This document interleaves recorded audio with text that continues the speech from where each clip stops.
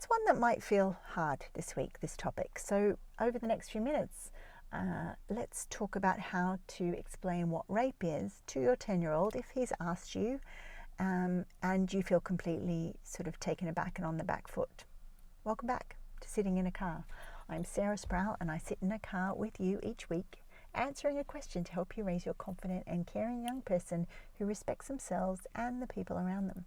And the answer this week is taken from so many of the 3 pillars of the evolved family method. They all work together.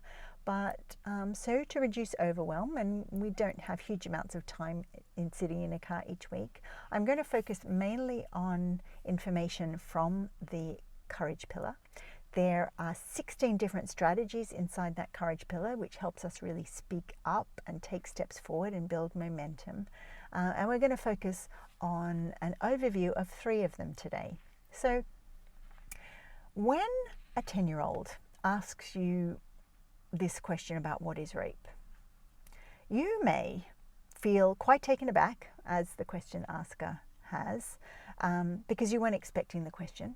Maybe you had the plan that you wanted him to learn so much more about healthy and joyful parts of being human and being in a relationship and sharing our bodies with other people before he had to deal with concepts like this. So you could also be looking for information like, okay, so how do I have this conversation with a 10-year-old? Most of us will know what rape is, but the complexity that we're faced with when this situation happens is that how do we translate what we know into words and concepts that a 10-year-old can manage? So I completely understand why this question might put you on the back foot. You might feel a little bit overwhelmed because we are not explicitly shown, or we don't see examples of how to have conversations with very young children or not so young children about the complexities of the world.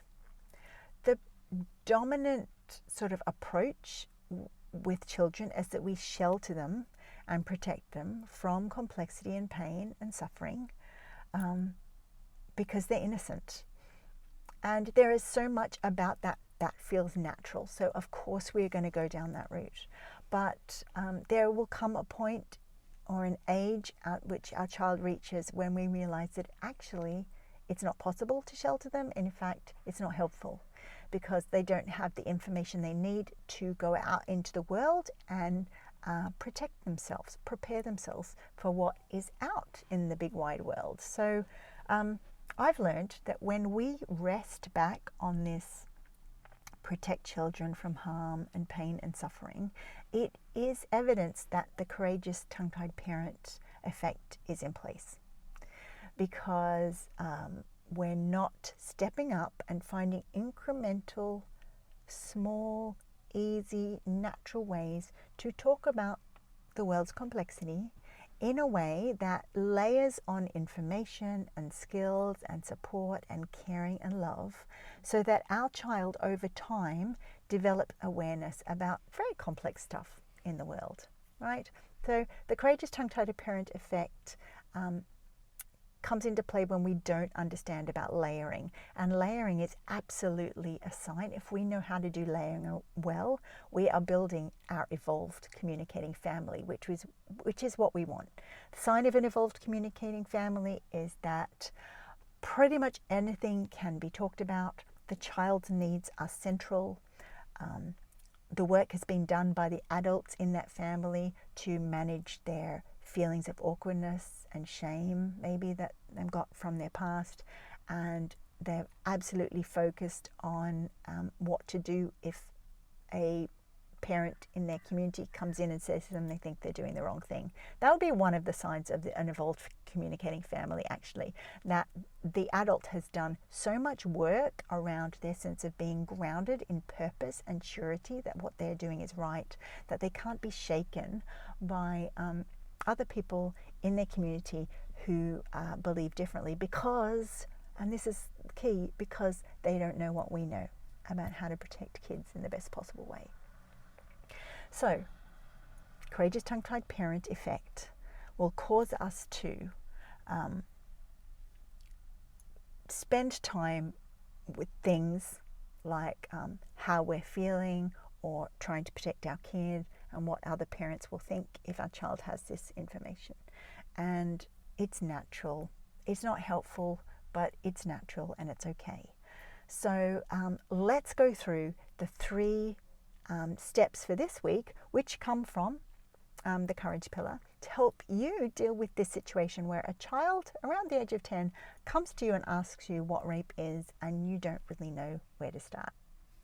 Point 1, we cannot protect our child from hardship and pain. That's not possible.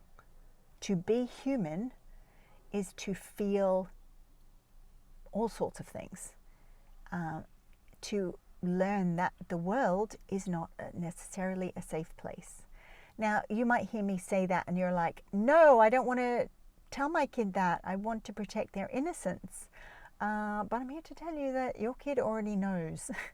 And if you're not speaking up about the inevitable difficulties that being human brings, then you're not creating the habit of being able to talk about absolutely anything at all. And I know that if you're listening to sitting or watching sitting in a car, then you want your child absolutely and without question to come to you about any problem or any pain or any difficulty or any joy that they're having, right? So to do that, we need to model that. I'm thinking about one of the times when I learnt how important it was to be able to acknowledge that life is suffering and pain. And I'll probably get upset now, even though this was a long time ago. Yeah, I can feel myself getting upset. It's okay. I want to tell you this story because it's important and it was a big lesson. And I'm okay with feeling upset. I just want to let you know you don't need to look after me or feel worried about me, because I know how to care for myself when I feel sad. And the story is that when I was in it's almost 13, 14 years ago now, my dad was killed suddenly in a car accident. And most of you know that I live in Ireland and my family is in Melbourne in Australia. And so I had that awful situation, so awful, to get a phone call to let me know. Now, it's something like that. There is no way to prepare for something like that. But the thing that really helped me was the friends and the members of my community who knew that when things are hard like that, when someone has experienced a terrible loss, that the way to help them the most is to step forward and with deep courage and care, start a conversation about that loss. And some of the conversations I remember, like people that I wasn't necessarily even that close to, a neighbor down the road. How are you? How are you? This must be so difficult, I can't imagine. Gave me permission to talk about, how really hard it was. Look at me, I'm having a little tear now. So meaningful. So when we, let's get back on topic, Sarah. When we take on the mantle of responsibility, because we're the adults, remember, in our family, and we start talking about sensitive things, or not sensitive things, well, yes, sensitive things, but also hardship, pain, loss, suffering, we allow and model to our child that they can talk about that too. And I'm not talking about what I'm doing here now with you, which is crying and blubbing and feeling all the feelings again about something deeply intense. But it can be very simple things that are complex. So let me look at my notes here. We're going to go on to point 2, actually. So point 1 is, yes, we absolutely talk about complex things. We are not doing our kid a disservice. They already have experience of complex things, and I'm going to give you some examples of that in the future point. So point 2 is when we ignore the fact that our feelings can be hurt, people can hurt us, being human is inherently risky. When we ignore that, I'm looking at my notes here, we come across as clueless. Now you might be thinking, that's a bit harsh. But I remember I was sitting in a car with a teenager a few years ago, not this car, the last car, and they were telling me something about the complexity of being a teenager, 13-year-old, I think, in a friendship group, and not feeling accepted, and it was very painful.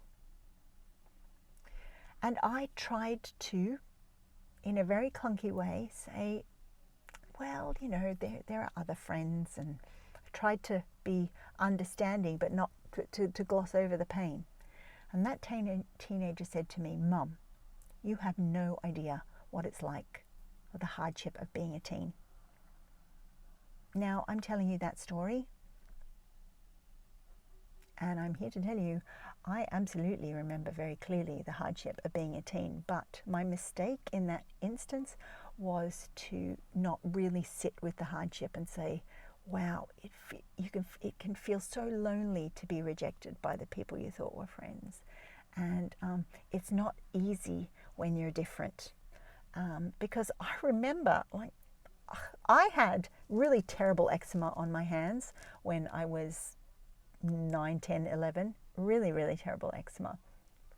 And I remember very clearly holding a frog or something in my hand one day at school, and someone coming up to look at it, and that person in my class going, ew, what's wrong with your hands? You know, and even just remembering that just makes my whole body feel, oh, that was so sad. I felt so rejected, right? Your child has examples of feeling rejected, and when we don't talk about it in a way that we can manage with our nervous system feeling calm, then we're not modeling to our child that we're open to talk about the complexity of the world. And going back to this idea of rape, we use the same strategies that we can talk in age-appropriate ways about complexity and pain and difficulty and being hurt, right? So point number 3 is to talk about now some of the analogies that we can use to talk about difficulty and pain and suffering. We can use examples of our child's life. So in this instance, we're talking to a 10-year-old, but if you wanted to start this conversation earlier, for example, if you have a 6-year-old, you can be saying things like, you know what, there are people in the world that don't understand how to respect others. And they don't understand that we all have a right to decide who touches our body. So, for example, if you're in the playground and someone is playing a game of soccer and they want you to play, right? And you don't want to play, if they don't understand that you've got a choice, they can grab your arm and pull you onto the football pitch, right? There are people in the world that do that in school, but there are also adults in the world that do that too, can physically touch our body and make us do something we don't want to do. Now, you can leave it there and then talk about other good things over the next few weeks about how our body feels nice to touch and all the good things. Then you can revisit that conversation and say something like, you know, I was thinking about that conversation we had a few weeks ago or a few days ago about how some people don't understand that we all have the right to make decisions about our own body. And I wanted to let you know that sometimes people can touch parts of our body that are only for us. For example, our genitals or our private parts, whatever language you feel most confident using in your family. And there's special words for that. And if your child is a little bit older than 6, you probably don't need to use the word rape when they're 6, but absolutely by the time they're 9 or 10, you can say, and there's a special word that the lawyers use to describe when our genitals get touched by other people, whether that's with all different parts of their body and maybe their genitals too, that can be called rape. And it's a crime, just like there are other crimes like driving on the wrong side of the road, you know, and some crimes are worse than others. And it's important that we learn to be able to talk to the people we trust and love about crimes and about feeling hurt and in pain, so that we don't have to deal with these things on our own. That's super important. Why are we having this conversation in the first place? It's so we know we're supported and loved and cared for, and there's someone who can talk to us about that stuff if we need to. So you've just heard 3 different strategies to get ready to talk about complex concepts like rape with children. And you know what? It may be that you are listening to or watching this and you still feel unsure about how to have a conversation like this, and that's okay that you feel unsure, because the programming we have about protecting kids and not talking about like difficulty and pain runs very, very deep, and it can take a lot of practice and support and skill building to be able to talk about these sort of things in ways that we're holding the conversation lightly and confidently so we can guide our child through it.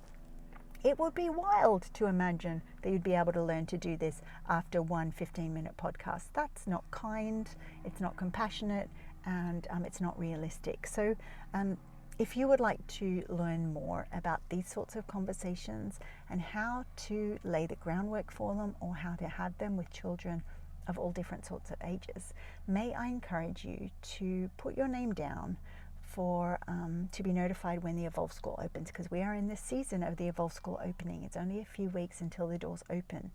And the Evolve School is where you learn layer on layer, week by week, all the skills, supports and resources you need to weave in and make a culture in your family that supports evolution and communication, connection, all those really important, lovely feelings and experiences that we want to build into our family, so that as our children grow up and into puberty and out the other side, they know without a shadow of a doubt that we are there for them, because we've proved it over and over and over again by talking about sensitive subjects in ways that build deep connection.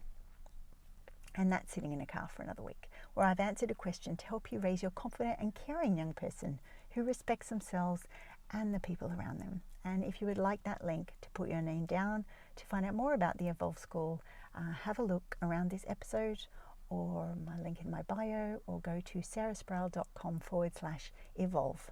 sarahsproul.com/evolve. Bye for now.